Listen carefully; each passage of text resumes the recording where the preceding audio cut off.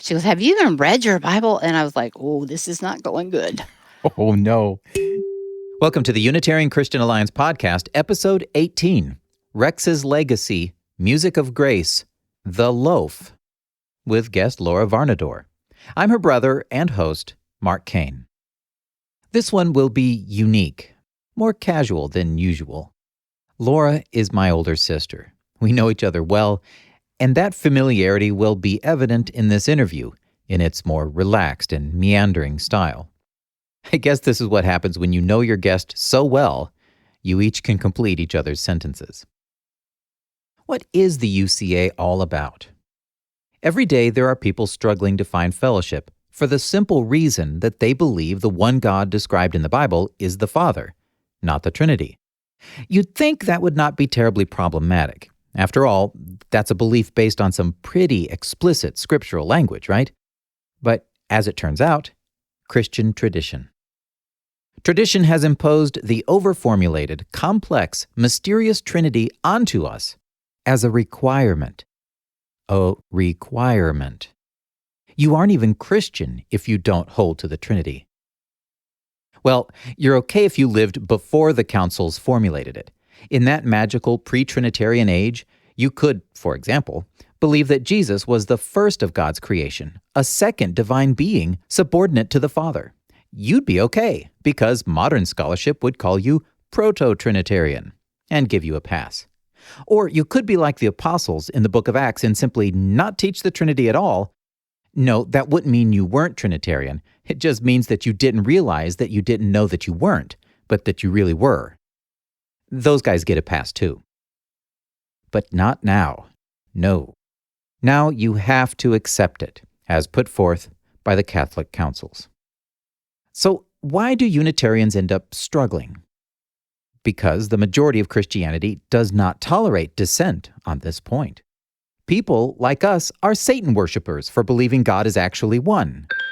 Explicit scripture. Rather than three persons in one essence. Speculation. Yeah, really. Check out Why I'm Not a Trinitarian, episode 15. The UCA is focused on one thing, that God is singular, and that Jesus is his human Messiah. Why so narrow? Because in the age of the internet, people everywhere from every background are realizing that this enforced Trinitarian language, that they barely understand, is not needed for salvation and is likely wrong. And they speak up. And then they get kicked out. Or they just walk away on their own, tired of singing those songs at church. You know, the songs which toggle indiscriminately between the Father and the Son, as though they're modalist. But of course they aren't modalist. That's a heresy. They're merely modalist in song only. MISO. The UCA is based on that one thing so that these people from every walk of life can easily join and find others. It's like a virtual homeless shelter for Christian, one God-believing, scriptural monotheists. Once they meet others, then fellowship forms. They discover this podcast. They find out about events and groups. They connect to people. They discover that we are many and that they are not alone. If you are a Unitarian Christian, perhaps like myself and my sister, and you have fellowship, maybe you feel led to help, to join and to be an extension of our efforts to connect the isolated and to encourage the rejected. To learn more, visit UnitarianChristianAlliance.org. So why would I be visiting with my older sister on behalf of this global UCA effort? It's because of the amazing impact of my dad, Rex Cain. He was born in 1938 and died in December of 2017 at 79 years old. He pastored in the Church of God General Conference for 50 years. His first wife, Grace, our mom, died in her 30s with a family of 3 children. We'll talk about her today, too. Dad remarried, and Sharon is now mom to all of us. I had been reminiscing on Dad's prolific writing capability, on how much and how often he wrote, and how he communicated with others all around the world. I recently wrote Mom and asked her about this, and she replied, Mark, Dad spent much of his time doing this remarkable work. He felt it was so important to encourage others as they faced life's trials, to acknowledge their letters to him, and to respond to many Bible and other questions he was asked.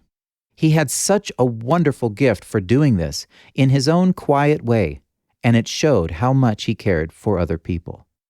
Rex is greatly missed by me and many others. Love, Mom.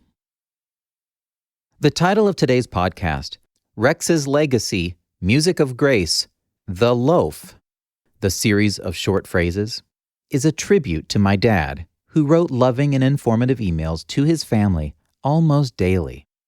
Many years ago, I told him they would be even better if he made the subject line a summary about what was in the email, rather than mundane subjects like good morning and news. Now that we have thousands of emails from Dad spanning years, his subject protocol makes them so much easier to find, read, and enjoy. Today is a more personal and intimate conversation, and you get to listen in.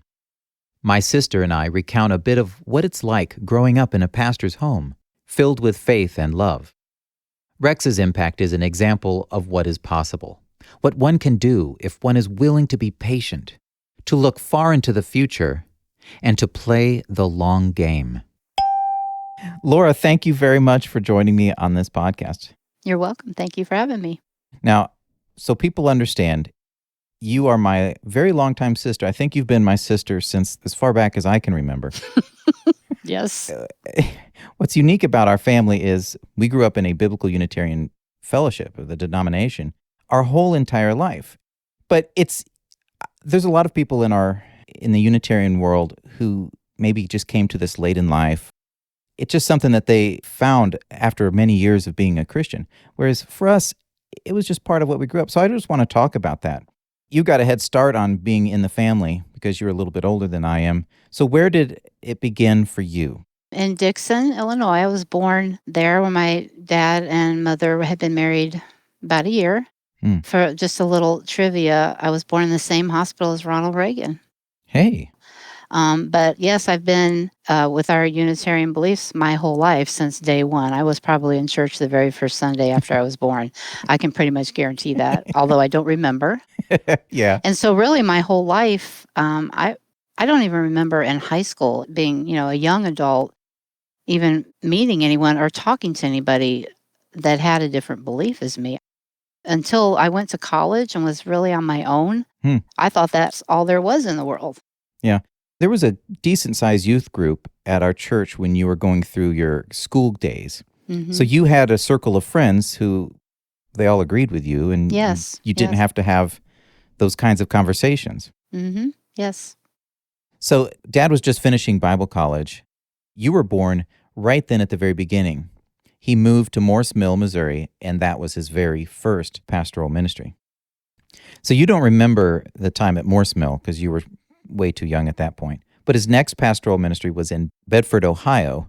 Mm-hmm. And that, I believe, you were pretty much old enough to start remembering things. That's when our next sibling was born. Yes, Alan was born when we lived in Bedford. And I can actually still remember kindergarten. That's about as far back as I can remember. Yeah, and in Dad's notes, he said he was there for 5 years. So you got through a few years of school. Alan was born, and then he moved again. This is common in our denomination, the Church of God General Conference, that pastors will go from church to church.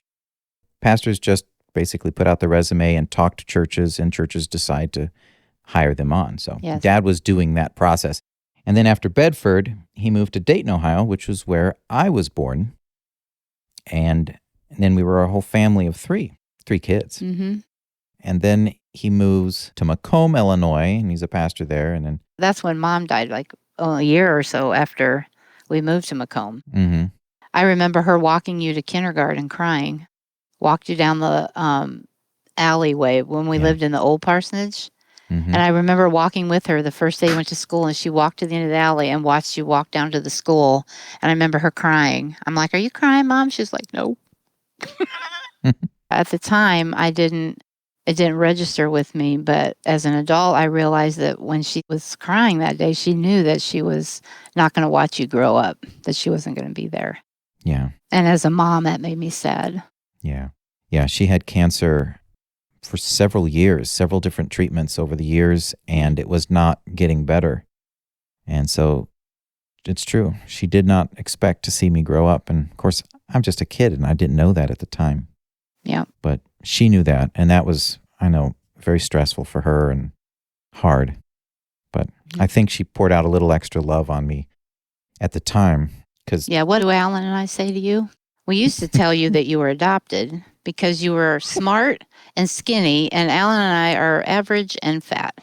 So we said God knew that you were not going to have her and grow up with her, so he gave you a little extra something. So you are our nerd brother who's very smart and very gifted at many, many things. Yep. Well, I think our whole family has been blessed. Grace, our mom, was a singer, and she was really good. And her musical interest and abilities was passed down to all of us. I think that's one of the reasons why when we get together, all 30 of us at a Thanksgiving, the music that we sing for our prayer is beautiful. There's harmonies. We sound like a choir. Yeah. Yeah. Mm-hmm. And she gave some of that to you because we've sang together. Mm-hmm. And the creative aspect too. I love being creative. And I look at some of the cakes that you make and the hand skill that you make them with. That's part of what they gave us, was a creative, tactile sense of enjoying and making things cool in the world. So we got something from them. Yes. Even though she couldn't be around to see it all transpire. Yes, we did. Yes, we did. One day we'll have to recount all these wonderful stories of our adulthood to them in the kingdom, what they missed. I'll have to try to keep a copy of all these podcast episodes for Dad because... I know. Yeah, he never got to hear me do this, which is funny because... He would be very proud of you. He always was proud of you, but he would love your podcasts for sure.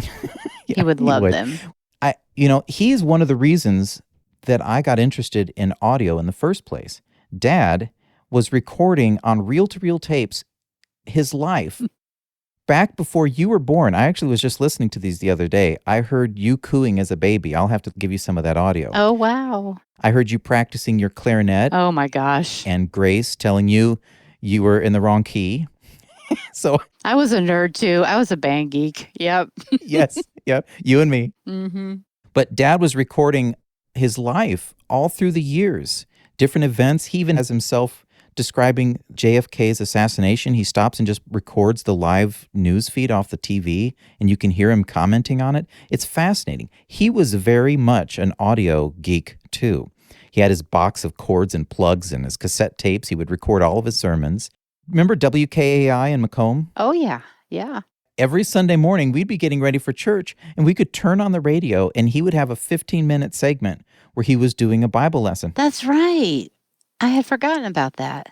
Wow. Yeah. So Dad was on radio before I was on radio.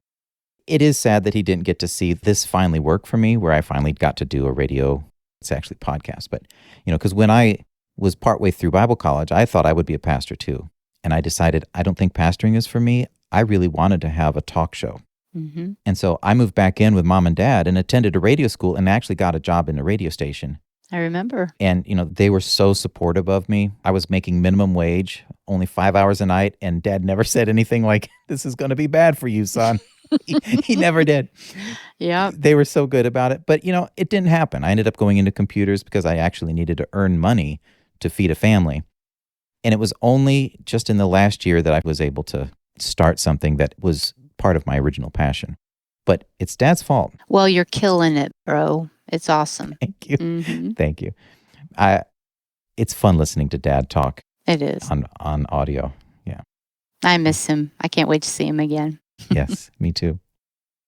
Maybe we talk a little bit about what it's like growing up as a pastor's kid in as nice a way as we can. How you feel about it might be different than what I felt. I don't know if we've ever talked about that. Well, being a pastor, especially, let's back up a little bit. This will be interesting.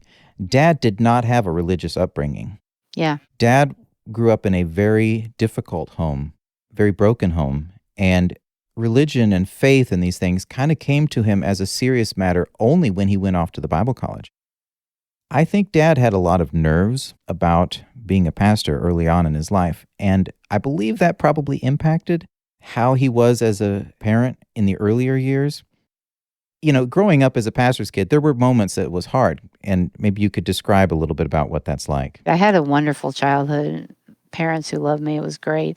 Only when I probably got into middle, high school years is when it was a little harder, just because people knew I was a pastor's child, and they would call me PK, PK, PK. Oh, don't say that around Laura because she's a PK. Yeah. I didn't make friends very easy. I had some close friends, but Dad was very protective of me, not so much as they went on, as you can probably attest. And I was the girl, and I was the oldest.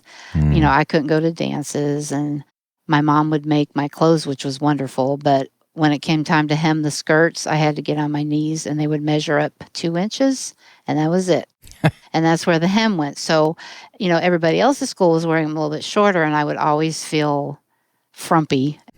It upset me that I couldn't look like everybody else at school sometimes. I remember that, but never made me not want them to be my parents, And I've turned out perfectly fine, and I'm a very decent human being and, maybe an asset to society. So I thank my parents for that. Yeah. Yeah. Well, I know that Dad felt a lot of pressure to be a good pastor and to do well. I think this might be a good time to play that little clip of him explaining the path that he wanted to take for his family. Okay. I think it's based a lot on my early childhood, because I did have parents, but they argued and fought a lot in tender years of my life, like beginning about 5 years of age, and then they divorced when I was 11 years old. And so it was in my mind that I was not going to live like that. And yet I wasn't a Christian, you could say, at that time. But I did go to church, and I guess I knew right from wrong. But I said, this is no way to live life with your wife and your children. And I was traumatized by a lot of things that happened in my life.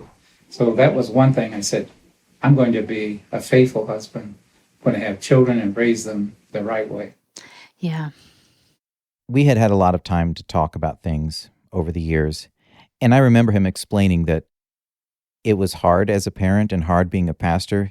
When you hear him talk about his childhood and the fact that he didn't have any real good examples and a lot of insecurities based upon that childhood, and now he was helping lead a church, I think he felt a lot of pressure to look the part, to do the right things, to not be seen going the wrong places, to not be seen saying the wrong things, doing the wrong things. Or not having his children do the wrong things. Right. Yes. Exactly.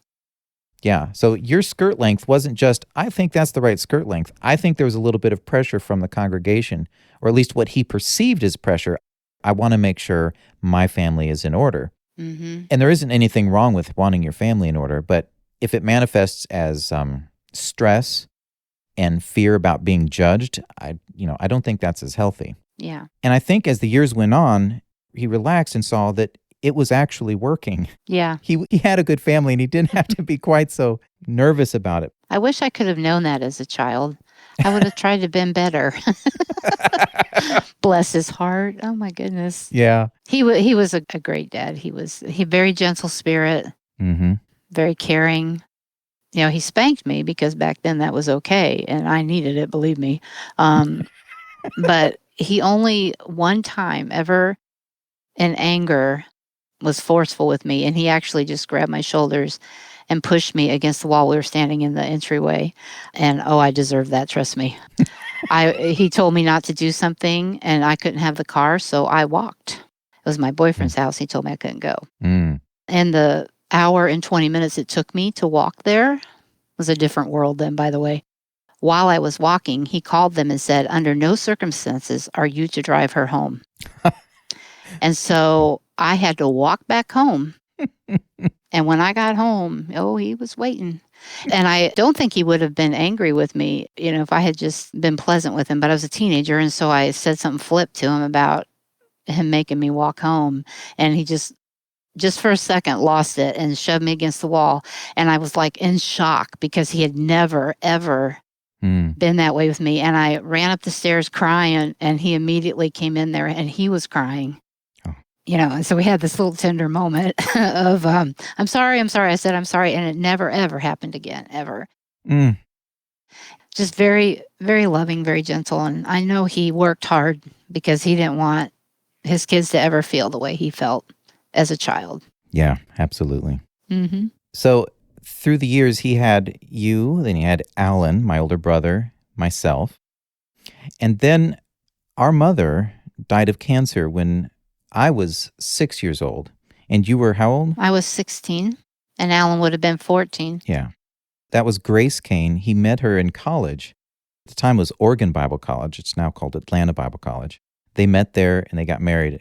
So just because we can, and I think there are a few people who might actually know my family who listen to this, what if we play just a few moments of Mom singing? Oh, that'd be great.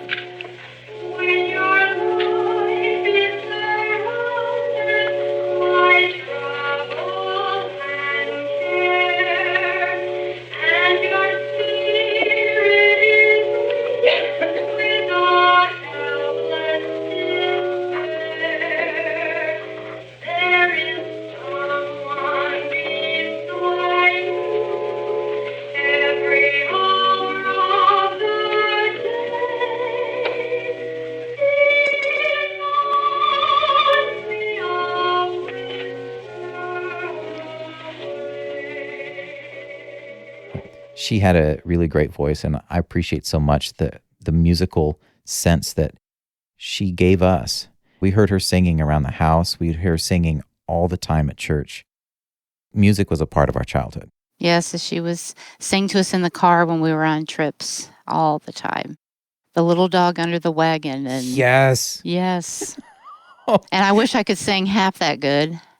I remember Dad telling me once that when she was in high school, there was people that told her that she should go into the music business and actually be a recording artist, gospel music, whatever. But she did not feel that calling. She felt God told her that she needed to stay home, go to school. She wanted to be married and have a family, and she wanted her voice to serve for the Lord. And she sang all the time. Oh. Even when she was very sick and dying, she was still going to churches and singing and sharing her testimony of faith. Yeah. She was an amazing woman. Very hard woman to follow in the footsteps of, I might add. Yep. Yeah. I would have loved to have got to have her in my adult life. That would have been pretty cool. Yeah. Yeah. You know, Laura, you were 16 years old is not a good time to lose your mother. No. And I kind of took over some of the mothering aspects of the household. I had to make sure you guys had lunches. We all had a lunch, and I did a lot of the laundry, and I did the best I could because I was still in high school, of course, too. And everything I did was just to take more off of Dad because he was so unhappy and sad, and I just wanted him to be happy. Yeah. So I did what I could, and it was a very hard time because I hated seeing him like that, and I couldn't fix it. Oh, yeah. And I was so young, so much of that went past me. It was hard to grasp entirely what was going on. Right. But I knew Dad was not happy. When a year later he met Sharon, I knew he was happy again, and he got remarried. Everything in the home changed once again. It was like the sun had come back up again. Mm-hmm. She was glad to be there. We loved her, and it was like a new life for our family. Right. And my teenage friends, of course, I was in high school then, were like, aren't you upset that your dad's dating another woman? And I'm like, no, because my dad's happy again, and there's light in his eyes. Of course, it helps that she's like the most wonderful woman that God just gave her to him at that time. Yeah. It was all his plan for sure. Yep. Yeah. She thought she wasn't going to meet anybody. Mm-hmm. She was in her 30s at the time and figured, I guess I'll just be alone. There will be nobody. And then she met Dad, and, well, that's a whole story, but that's really not the story of this podcast. Yeah. But they clicked very well, and we've loved her ever since. She's been amazing. Yeah. And they had 2 more kids again. Mm-hmm. So now we have 5 siblings and 2 mothers. And what's really cool, thinking back to what Dad said about his vision, his hope for his family, he has successfully raised 5 kids who have all had their own families and who are all still part of the church. And when I say the church, for us, it's the Church of God General Conference. But in the broader scheme, they're all part of a Unitarian faith. I think back, he was alone, mostly alone as a child. He ends up in a family, just him starting off pastoring, hardly having any experience with that, and turning it into 5 kids and then their families, and it has spread. And his grandchildren now have had grandchildren who are in church and learning these same teachings. Yeah. Even now. Yep. I have one of the friends that I've met through the UCA feels extremely isolated. He described his family as like having church on the beach, just him, his wife, and kids, because he feels like there's nobody who he can relate to. And I explained my family, and he was amazed. Like, it really does happen. And in Dad's case, he was very deliberately intent on making a family better than what it was that he grew up with, and he succeeded in that. Yes, he did. And now, what do we got? 30? There's like 38 if we all got together, which is hard to do now. It's a lot of people to get in one place at one time. Yeah. And I think almost to the very last one of them, we're all part of the same church. Yes. And we all believe the same way, and we all get together at Thanksgiving, and we have peace and love and joy. I mean, we have some wonderful Thanksgivings. And it's very interesting that the siblings and their children have brought in other spouses that were not raised in a Christian home or were not believers. And now they have actually seen our family. Even my husband is like, I've never seen a family behave that way. The first time he was with us, he goes, y'all act like you like each other. I said, we do. You know, and his family's a little dysfunctional, and sometimes they have arguments and they just let it go, you know, at family gatherings. And, you know, bringing people into our family by marriage has even made it bigger. Yeah. You know, so thank you, Dad. I think he and Grace, and then he and Sharon set a very good example for being very serious about your faith with your family. And it has trickled down through everybody. And this is interesting. His oldest son, Alan, he's a pastor at one of our churches. The youngest, Dan, he is a pastor at another church. And I almost became a pastor. Instead, I guess now I'm a podcaster. It's all right. It's all right, yeah. Alan's sons are pastors, or they're interning right now, both of them. Yeah. His son-in-law is a pastor, Jake. And our younger sister, Sarah, her family's involved with ministry through the Korean extension at the Bible College. Everybody is still participating in faith. I think about these folks who feel like, well, I am just alone. It's just me. And I'm like, well, there was a time when it was just Dad and his wife. And there was a time it was just Dad. Yeah. He was an only child, and an only child in an abusive, broken home. Yeah. And now 50 years of his ministry, 30 plus showing up at Thanksgivings, singing together around for the prayer with harmony and music is just... And all holding hands. Yeah. It's a beautiful thing. So I just want people to know that it is in fact possible. Sometimes it's just a long path. But, you know, he died knowing that he had... accomplished what he wanted to, yes. Yes, he had done it. And it's a beautiful testimony.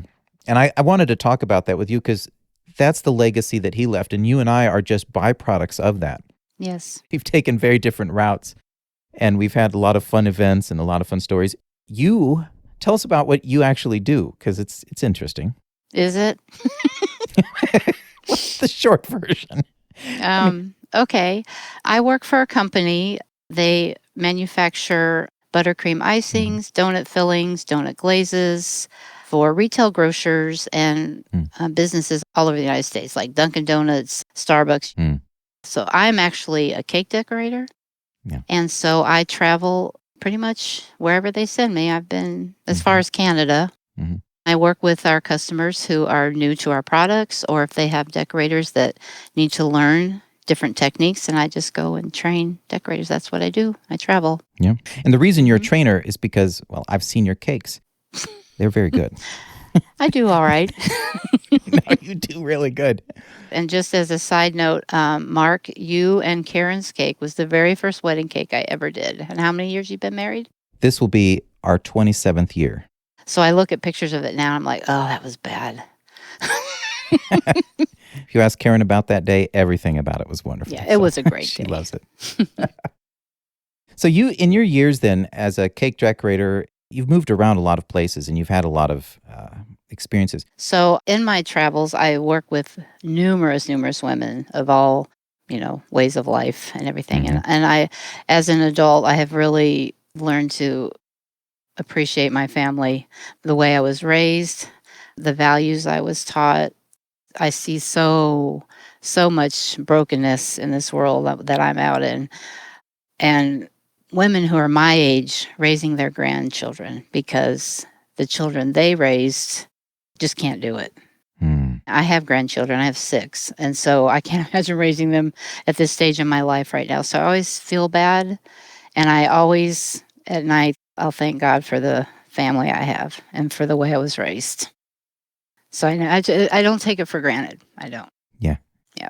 You've ended up moving several places over the years. And every time you go someplace, what do you do then? You're in a new location and now you presumably want to find some fellowship.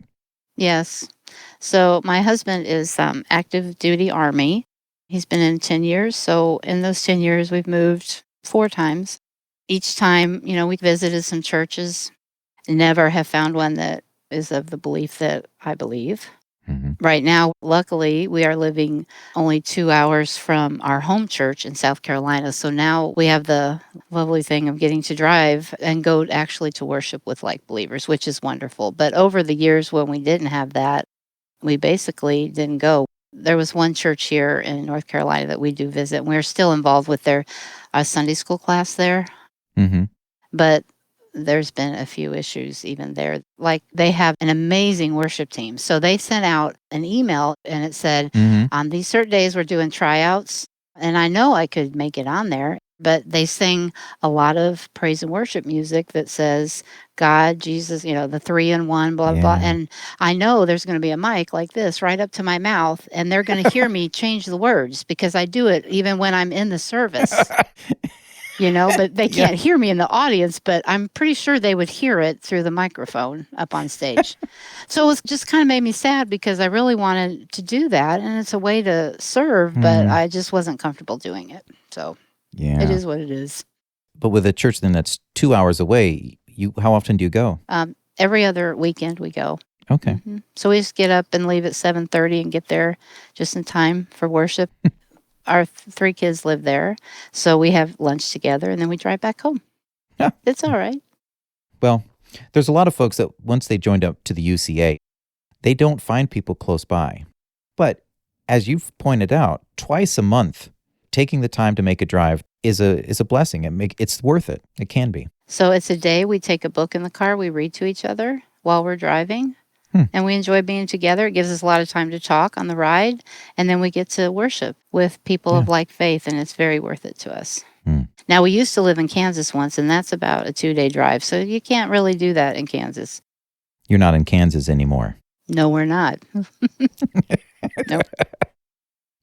So in all of your travels and church experiences, have you ever had, this is the Unitarian Christian Alliance podcast, of course, so we like to think about things from that perspective, living as a Unitarian Christian in a Trinitarian world. Mm-hmm. Any stories or events that took place that you might remember that would... Yes, indeed. We are in North Carolina right now, and we have been attending a church here. The first Sunday we went, you fill out the form, your name, and why, if this is your first time, if you have any religious background, they ask you all that stuff. It was a pretty big church. They have 2 services. It wasn't a mega church, but it was pretty good size. Mm-hmm. Then they have a little room in the back where you go back after church and they shake your hand and talk to you. So I remember they passed the card around and Shane leaned over and he's like, should we fill that out? Because they're going to call us or something. And he's like, I'm like, yeah, I said, I kind of like it. I think it'll be all right. So I filled it out and okay. Sure enough, about a week and a half later, I'm unpacking because we had just moved there. Yeah. And I hear a knock at the door. I look through the peephole and it's an older lady with a loaf of bread. And she looked pretty harmless, so I opened the door. We were living in an apartment complex then. So she told me she was with the church and that they were just welcoming us, which was really nice. She said, we bake this bread and we just take it to all the new people that come just to welcome you. I said, well, come in. So I invited her in. We didn't sit down, but she walked in. And she just asked me, how we like the service. Which service did we go to? Did we go to the traditional? Did we go to the contemporary? We had gone to the contemporary. So I told her I really enjoyed the music, the pastor, the sermon was engaging. It was, I really learned something. I enjoyed it. She goes, I know we give you, when you come in, a statement of our faith. Did you get to read any of that information? I said, I did. And I knew where this was going. And I was like, yes, I read it. She said, well, do you have any questions or any comments about the service or anything that you read in the materials? And I debated just briefly whether to say yes or no. And I said, no, I don't have any questions. She said, well, do you think you'll come back? And I'm like, yeah, I will. So she's getting ready to leave. She goes, you sure you don't, she goes, you look like you have something on your mind. Oh, no. And I was debating in this moment. I only had a few moments to decide if I was going to go there or not. So I decided I was trying not to make a big deal, so I just tried to word it a little better. So all I said was, there's just a few doctrinal things that I don't actually agree with, but I don't believe it's anything that would keep me from coming to your church. It's just, because we're out of town, we're just trying to find a place to worship. And she was like, what? And I'm like, I'm not sure this is the place maybe to discuss that. And I'm wondering if she's like the elder's wife. I don't know who she is. I've never met her, Oh, yeah. Right. And I said, it's probably, maybe we need to come a few more times and we can discuss it later if you want or something. She goes, no, really, tell me, what is it? And she was like begging me to tell her. I'm like, okay, here we go, God. Hope this goes well. I said, well, I just, you believe in the Trinity and I don't. There's like this look on her face and then there's this big long pause and she's like, you don't believe God and Jesus are one? I'm like, no. I just said no. I mean, what am I supposed to say? No, I don't. Okay, yeah. She said, what do you believe? I just said, I believe God is the creator of everything, the Father, and Jesus is his Son. And I believe the Holy Spirit is the power working in his people.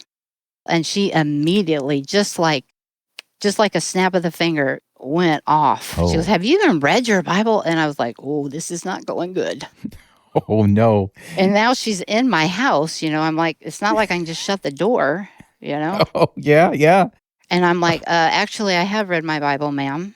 And I was trying to be very calm, and I can feel my ears starting to get hot because I can't believe she's doing this, We had a little bit of a discussion about different versions of the Bible, like how the newer translations are, in my opinion, they're a little willy-nilly. That was the phrase I used. They're just, whoever did that translation just puts in what they basically believe and make it easier for people to understand. Well, human beings wrote whatever version you read too. That was one of her lines. I'm like, okay. Okay. Okay, we're not going to escalate this any farther. I said, ma'am, I really appreciate you coming, and I'm not going to change your mind, and you're not going to change mine. So it's really, we really don't need to continue this conversation, I don't believe. And then she just kept going. Oh, no. And opened her Bible and started pointing out passages. I can't even tell you what they were right now. Yeah. And so finally I said, so why when Jesus was about to die on the cross, he prayed to his Father, take this cup from me if it be your will. If he was in fact God, why would he pray to himself when he knew that's what he was going to do anyway, if it was God actually dying on the cross? And she had nothing to say. I said, I think we're done.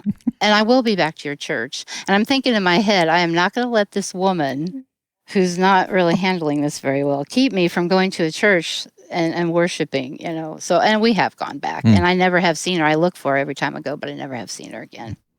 I've never had a discussion like that. Yeah. She just snapped. And her neck was red. And she was ready to come at me. She was very upset.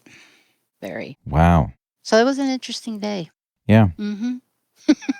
Well, I suspect if she was talking to anybody else and they were questioning, well, I don't know if there's a God, or, I'm kind of agnostic, or, I don't know what I believe. She would probably see it as a mission opportunity to show the love of Christ to them. Yes. But you did the no-no, Laura.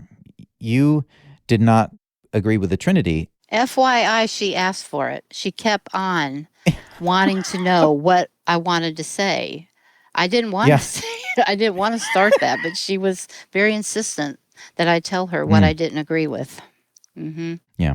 Some of the previous interviews that I've done, there's a special category of vitriol that is nurtured in people. I don't know why it has to be nurtured, why we have to treat people so poorly because they disagree with a theory. But man, some people really have. It's like a flip a switch. Something is really bad when you've violated that thing. Yeah. She just wasn't the one that you could have that kind of discussion with. She was not going to do a little give and take with me at all. It was her way or no way, and she was very upset. So, yeah, it wasn't going to end well. Did she take the bread back? No, we ate that bread.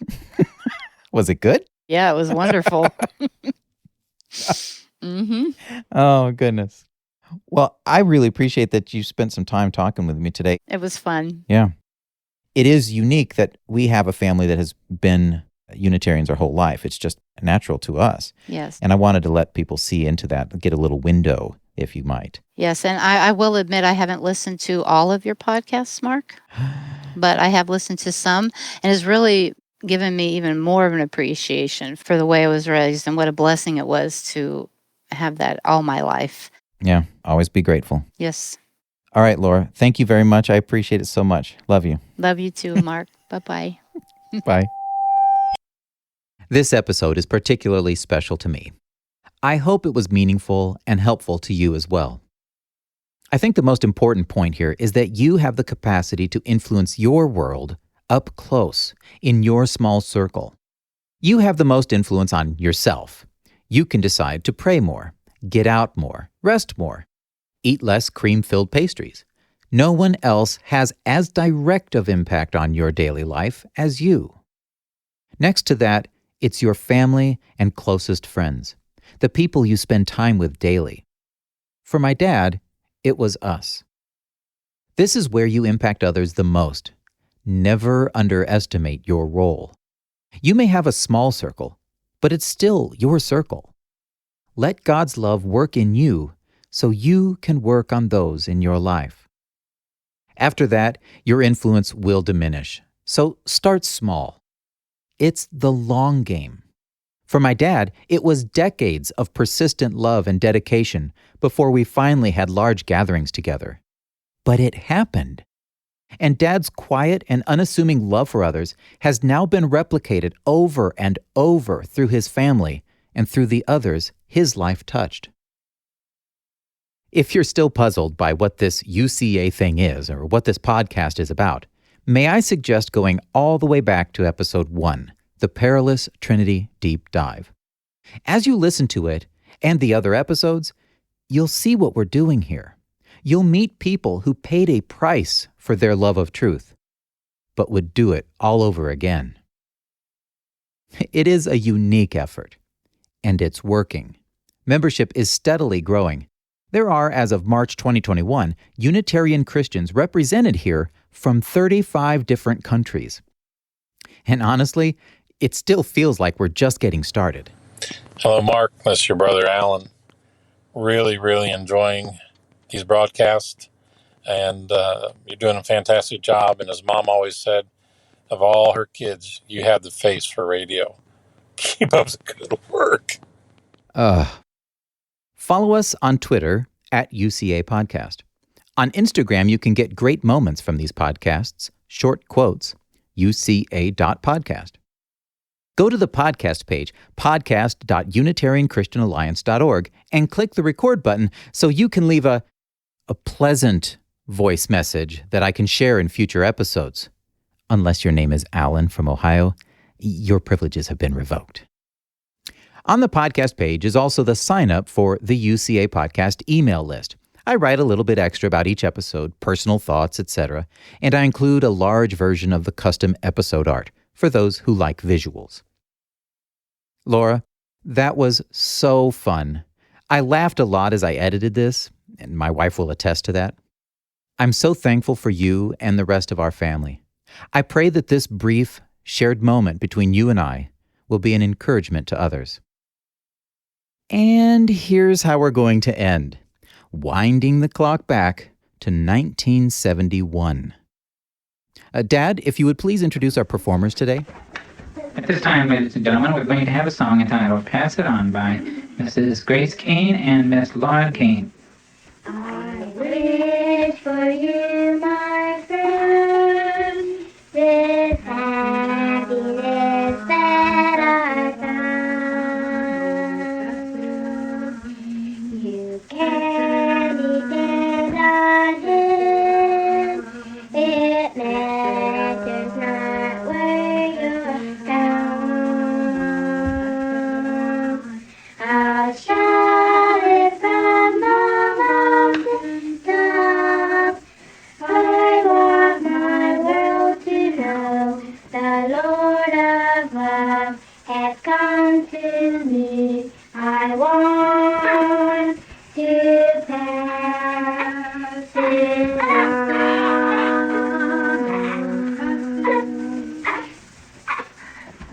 Thank you. Mark finally interrupted right at the end of the song. Did you interrupt on this May 21st of 1971? He's crying because he's got a wet diaper. Oh, that's so cool. May God bless you in your truth pursuits. I hope this podcast serves you well. Did you want to say anything else, Mark?